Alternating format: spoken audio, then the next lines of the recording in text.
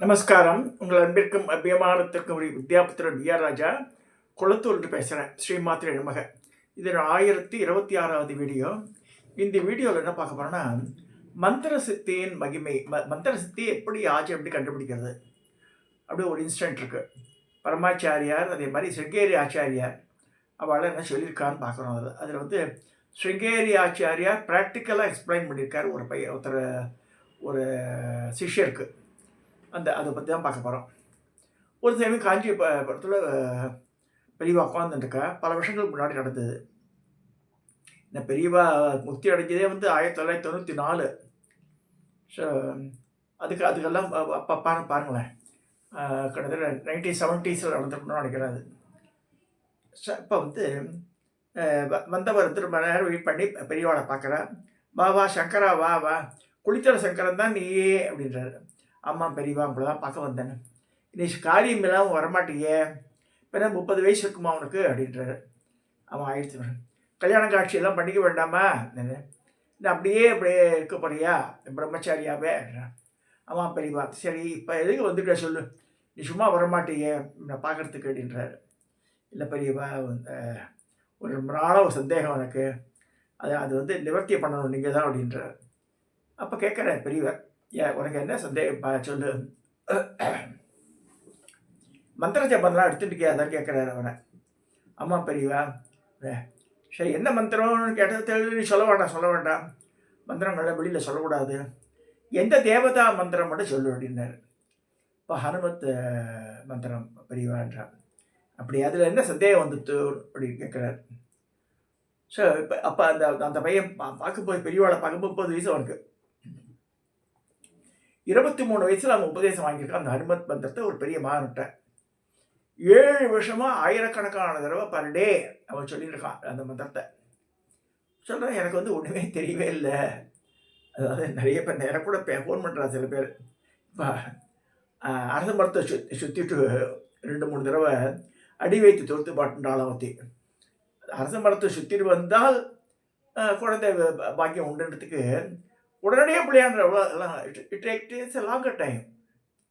குழந்தையே வெளியில் வரதுக்கு 10 மாதம் ஆகுது. என்ன தான் டெஸ்ட் இந்த பேபினாலும் அதுக்கு வந்து குரோத் டைம் இருக்குது, 10 மாதம் சொல்லப்படுறது. அது மந்திரங்கள் நீங்கள் எந்த அளவுக்கு தேவதா மேலே உபாசனை பண்ணி. எனக்கு லலிதா சஹஸ்ரநாமெல்லாம் இதாச்சும் 35 வருஷம் ஆச்சு, ஜஸ்ட் இமேஜின். ஸோ இன்றைக்கி வந்து ஓரளவுக்கு தீர்மானமாக சொல்லணும்னா for the past 35 years I'm reciting that. ஒரு நாள் 9 தடவைலாம் சொல்லுவேன். ஆஃபீஸ் போகும்போது 5 தடவை சொல்லுவேன். இப்போ ஒரு நாளைக்கு ஒரு தடவை சொல்ல முடியாது, 2 தடவை சொல்கிறேன். இது எதுக்கு சொல்ல வரேன்னா, ஜனங்கள் வந்து அப்படி அலையிற, அதாவது உடனடியாக தெரியும். எப்படி தெரியும்? அதாவது தேவதைகள்லாம் சாதாரண நம்ம பார்த்து வேலைக்காரலாம் வரலாம், அதெல்லாம் கிடையாது. அதாவது நம்ம வந்து நெக்குரு அம்மா எங்கள் குருமாதா சொல்லுவோம், அழகாக சொல்லுவாள், மூஞ்சியில் அடிக்கிற மாதிரி மந்திரம் சொல்லக்கூடாது ராஜா. நான் வந்து கொஞ்சம் அந்த காலத்தில் பாஸ் கூட சொல்லுவார், ரங்கநாதன் ஒருத்தர் இருந்தார், இஸ் நோ மோர் நோ. ஏடா உங்கள் அம்மா அவங்க கழுத பால் கொடுத்தாளா, ஏன் இப்படி கத்துறேன் அப்படின்னுவார். அது சவுண்டாக பேசுவேன் நான் ஆஃபீஸில் கூட. அதான் கணீர் இருக்கும் குரல், மைக் கூட தேவையில்லை எனக்கு. அந்த அப்பா சொல்லுவாள், கழுத பாலை கொடுத்தா அது மாதிரி பேசுவான்ட்டு, குரல் கணீருக்கு உண்டு. இந்த எது சொல்கிறேன்னா, இப்போ வரவா எல்லாருமே ஃபியூ டேஸு மந்த்ஸு கூட ஆகலை. சரி, இது எனக்கு எப்படி சித்தி வந்துட்டா தெரியும். பசங்க கேட்குறேன், I don't want name the persons. உடனடி ரிசல்ட். இது என்னது ஏடிஎம் கார்டிலேருந்து போட்டு எடுக்கிற படம் எடுக்கிற மாதிரி கிடையாது. எந்த தேவதையுமே ஒன்று நல்லா புரிஞ்சுக்கணும். ஸ்ரீவித்யனா லலிதா சஹஸ்ரநாமம் இல்லாமல் ஸ்ரீவித்யை இல்லை. அது மரணம் பண்ணி ஆகணும். லலிதா சஹஸ்ரநாமம் மரணம் பண்ணாதான் அம்பாள் பக்கத்திலே வருவோம். ஸோ அது இல்லாமல் நான் அந்த புஸ்தகத்தை பார்த்து படிக்கிறேன், 10 ஸ்லோகம்தான் படிக்கிறேன் அப்படிலாம் ரிசர்ச் ஆரம்பித்தா முடிச்சிடணும். நடுவில் கற்றுக்கிறது வேணால் கற்றுக்கலாம். தவிர ஆனால் பாராயண கிரமம் வந்து ஸ்ரீமாதாலேருந்து லலிதாம்பிகாலேருந்து முடியணும். அதை நல்லா புரிஞ்சுக்கணும் உங்களுக்கு. அது தவறு இல்லாமல் ரிப்பிட்டேஷன் இல்லாமல் சொல்லணும்.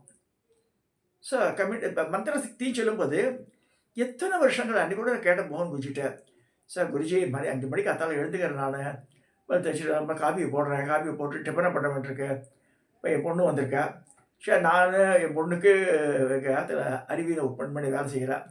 இது 3 பேருக்கு டிஃபன் பண்ண வேண்டியிருக்கு. ஒரு தோசை பார்த்தா கூட ஒரு 10 தோசை வாக்க வேண்டியிருக்கு. இட்லினா ஒரு 12, 13, 15 இட்லி வருது. உப்புமா அதுக்கு உண்டான காய்கறி எடுக்க வேண்டியது.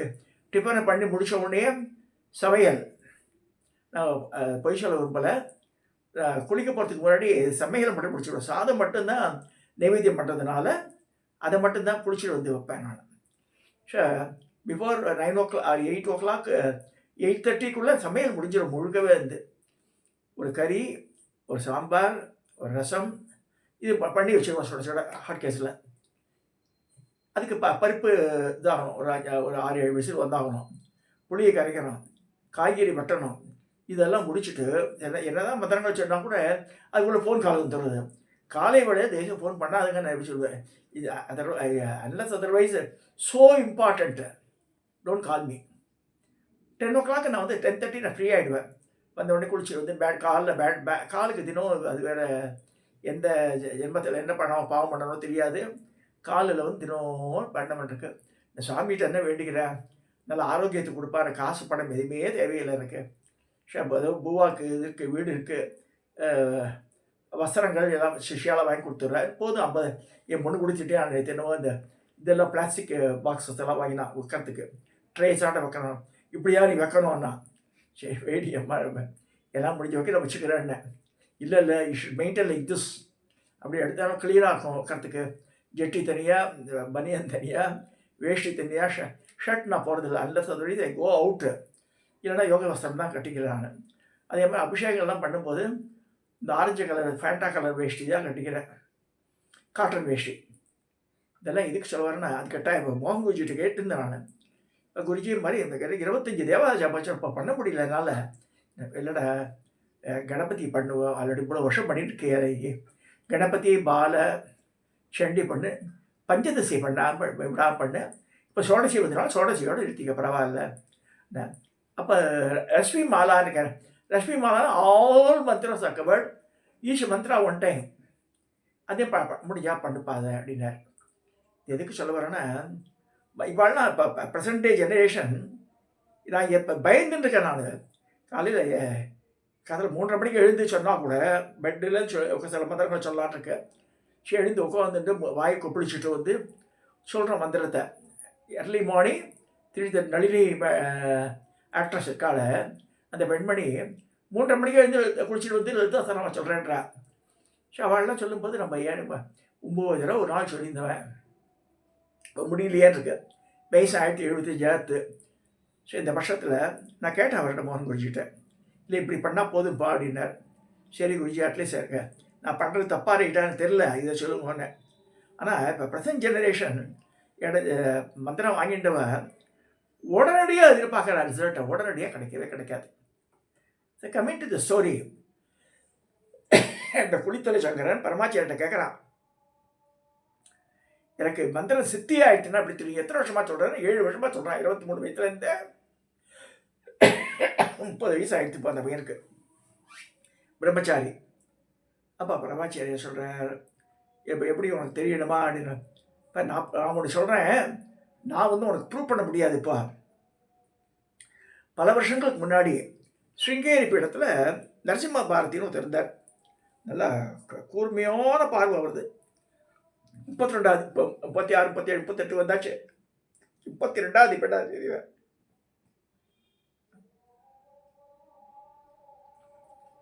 இந்த பீடாதிபதியோடைய ஒரு கதையை சொல்லியிருக்காரு பரமாச்சாரியார். சொல்கிறார் யார்? காஞ்சி பெரியவர் பின்னாடி இருக்கார. அவர் வந்து குளித்தலை சங்கரனுக்கு சொன்னதாக இந்த விவரம் எழுதப்பட்டிருக்கு. என்ன சொல்கிறார் பார்க்கலாம் வாங்க. அதாவது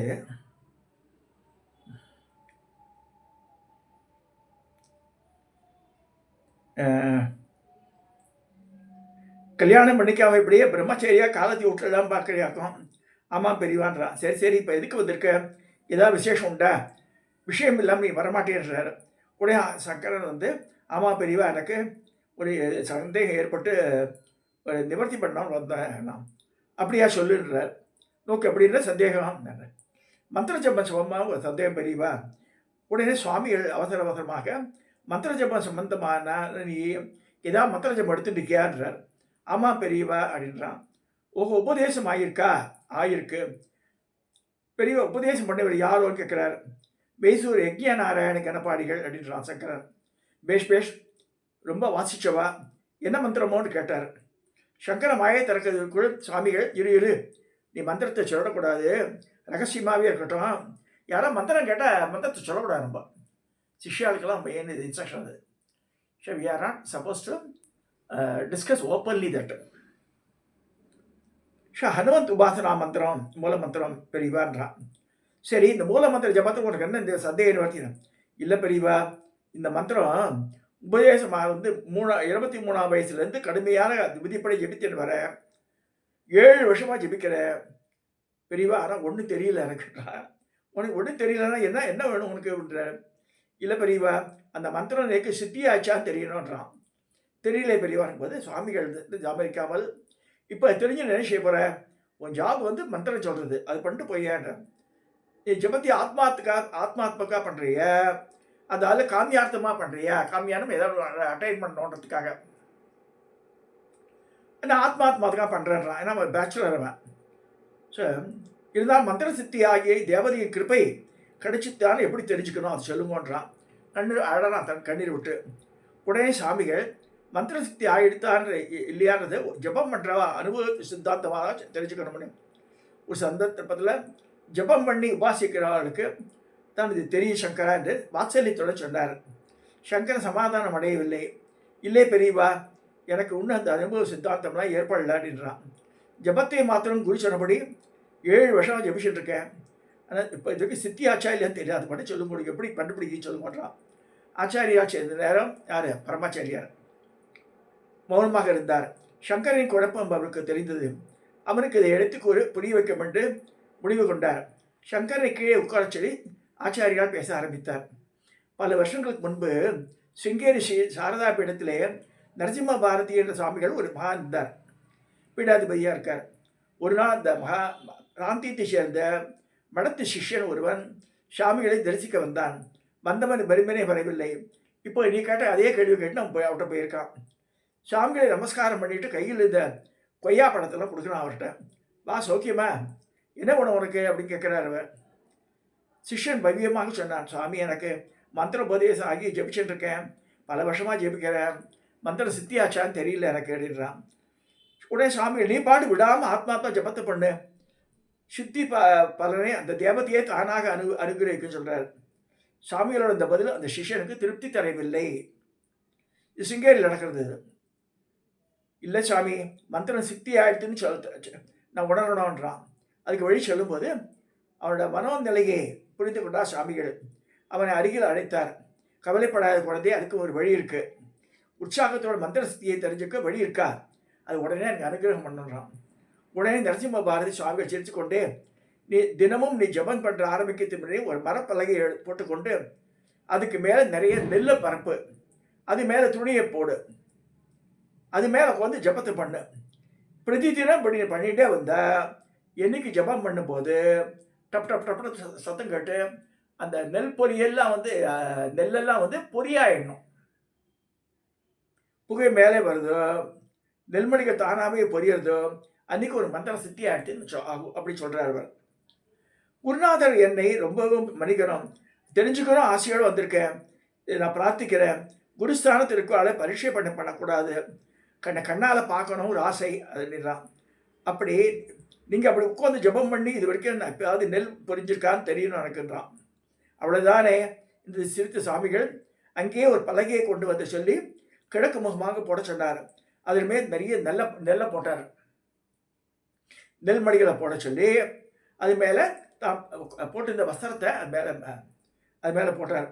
அது மேலே பத்மாசனத்தில் அமர்ந்து கண்களை மூடினார். அது பார்க்குறதுக்கு ஏகப்பட்ட கூட்டம் வந்தது. சிருங்கேரி ஆச்சாரியா பார்க்க வந்தா இல்லையா, அவளை சுற்றி நின்றுன்றா, என்ன நடக்கிறது பார்க்கலாண்டு. சில வினாடிகள் தான். திடீரென்று பலகையின் மேல் பரபரவென்று நெல் பொறிக்கின்ற சத்தம், லேசாக புகையும் வெளிப்பட்டது. சாமிகள் எழுந்தார். நெல் போட்டு மேல் இந்த வசத்தை எடுத்தார். பலகையின் மேல் வெள்ளையேர் என்று நெற்பொறிகள் கூட்டம் நெற்பொறிகளாகவே இருக்குது. நெல்லா போடுறது பொரிய மாதிரி இருக்கு. அதை பார்த்துட்டு கூட்டம்லாம் ஆன்றா. நரசிம்ம பாரதி சுவாமிகள் கேள்வி கேட்ட சிஷ்யனை பார்த்தார். கேள்வி அழுதபடியே நின்றிருந்தான். அவன் ஒருவருக்கு பேச நான் எழவில்லை. மகா சுவாமிகள் சம்பவத்தை சொல்லி முடித்தார். அது அந்த இன்சிடென்ட்டை சிங்கேரி அந்த இன்சிடென்ட்டை மகா சுவாமிகள் இங்கே சொல்கிற காஞ்சிபுரத்தில். சங்கரன் கண்ணுகளில் தண்ணீர், யார் கொளுத்திர சங்கரன் வந்தா இல்லையா, அவன் கண்ணிலும் தண்ணீர். அப்போ வந்து அந்த கண்ணீர் வந்து சற்று பொறுத்து சங்கரன் பெரியவா நீங்கள் என்று ஆரம்பிக்க இடைமறித்த மகா சுவாமிகள், என்ன சங்கரா நீங்கள் அந்த மாதிரி பலகையை நல்ல பறித்து உட்காந்து ஜபம் பண்ணி பொறிச்சு காட்ட போகிறான்னு கேட்க வரையா அப்படின்றார். சங்கரன் சாஷ்டாங்கமாக மகாபெரிய சுவாமிகள் பாதத்தில் விழுந்து வணங்கி, போதும் பெரியவா, மந்திர சக்தியோட மகிமையே இந்த அளவுக்கு நீங்கள் விளக்கி சொன்னதே எனக்கு போதும், புரிஞ்சுட்டேன், என்னை ஆசீர்வாதம் பண்ணி அனுப்புவான்ற. சரி, அதெல்லாம் தீர்காஷ்மாக சொல்லிட்டு போட்டு உங்களுக்கு ஆசீர்வாதம் பண்ணதாக காஞ்சிபுரத்தில் இந்த இன்சிடென்ட்டை சொல்லி மகாபெரிவாருடைய வாழ்க்கை வரலாலே இந்த இன்சிடென்ட் இருக்குது. நிறைய பேர் படிச்சுட்டேன் நான் இதை. So I want to share. இப்போ நிறைய பேர் இது கேட்குறாயோ, இன்னும் எத்தனை நாள் சொல்லணும், முதல்ல ஆரம்பிச்சது மாதக்கணக்கு கூட ஆகலை, உடனே வருஷக்கணக்கில் சொல்லிட்டு இருக்கா. இது நான் ஒன்று சொல்லித்தரேன் பாருங்க. இது மந்திர சித்தியினுடைய மகிமைன்னா, இது எனக்கு பல வருஷங்கள் நடந்திருக்கு. முன்னாடியே 10 வருஷத்துக்கு முன்னாடியே நடந்திருக்கு. இங்கே பூஜை ரூமில் உட்காந்துட்டு, அப்போ பூஜை எங்கள் குருமாதா சொல்லுவா, பலகப்பட்டு பூஜை ரூம்லேயே பண்ணிவிடுக்க, சந்தியாவத்தை பண்ணுற கணக்கு பார்த்து உட்காந்துட்டுருக்க, சந்தியாவத்தை முடிச்சுடு, ஜபத்தை அங்கேயே பண்ணிவிடு அப்படின்வா. அப்போ என்ன ஆகும், திடீர்னு யார் காலியம்பல் அடித்தா அவள் யார் வந்தான்றது முகம் நமக்கு இங்கே எனக்கு தெரியும். இங்கே சத்தியமாக பல தடவை நூற்றுக்கணக்கான இன்சிடென்ட் நடந்திருக்காருங்க.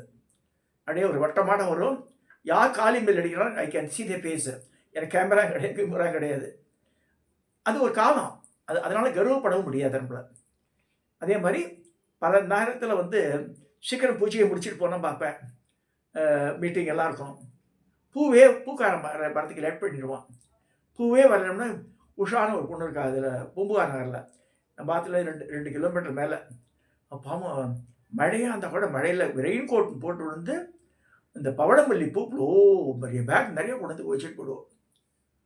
அதாவது இந்த டெலிபதி இது டெலிபதியோ அம்பாள் அனுக்கிரகமோ நடக்கிறதா இல்லையா, அந்த வேலை நடந்துடுது அந்த நேரத்தில். இது மாதிரி பல விஷயங்கள் நம்ம ஏதாவது எதிர்பார்த்துட்டு இருக்கும்போது அவளே வந்து கொடுத்துட்டு போயிடுவாங்க. இதே மாதிரி அரியத்துறைக்கு சிவராத்திரி கிளம்பின்னு இருக்கோம். கிட்டத்தட்ட 50,000 ரூபா ஷார்ட்டேஜ் இருக்குது அந்த வருஷம் சிவராத்திரிக்கு. பல லட்சங்கள் செலவாகுது. அப்போ அந்த காலத்தில் பணம் வந்து அவ்வளோ ஈஸியாக கிடைக்காது. நான் சொல்ல 15 வருஷத்துக்கு முன்னாடி நடந்த இன்சிடென்ட். மோர் தென் 15 இயர்ஸ் ஆகிருக்கும்னு நினைக்கிறேன். அசோகனுடைய பிரதான சிஷ்யன் கோயம்புத்தூரில் இருக்கான், அவனுடைய லண்டனில் இருக்கான் இப்போ அந்த பையன். அவன் வந்து அவள் அப்பா அம்மா அந்த என்னை பார்க்க வந்தா. வந்தவுடனே அவள் வந்து தே கேமி ஒரு 40,000 ருபீஸ் அவன் கையில் கொடுத்தேன். சத்தியமாக நினைக்க கூட இல்லை. நிறைய தொழில் ஷார்ட்டேஜாக வரப்போகிறதே பயமாந்து சொல்லிட்டு, இறைவா நீ தான் காப்பாற்றணும் டிக்கெட்லேயே நினைக்கும் போது, உங்கள் ப்ராப்ளம் நோ ப்ராப்ளம் ஃபார் யூன்னு சொல்லிட்டு கேஷை கொண்டு கொடுத்துட்டா உங்களுக்கு எப்படி இருக்கும்? ஸோ அது இறைவனுடைய ஆற்றல். அது என்னென்னா, நீங்கள் அந்த நம்பிக்கை அந்த இறைவன்கிட்ட வேண்டணும். நம்ம மனுஷா வந்து பண்ணுறா, அது வேறு. அவள் மனுஷா இல்லாமல் பேங்க் ட்ரான்சாக்ஷன்லாம் சாமியாக அது பண்ணாது. பட் அவள் உள் மனசில் அது போய் ஆக்டிவேட் பண்ண ஆரம்பிச்சிடுறோம். இந்த மாதிரி பல இன்சிடென்ட் நடந்திருக்கு எனக்கு. ஆஃபீஸில் பணியில் இருக்கும்போது கூட சரி, இங்கே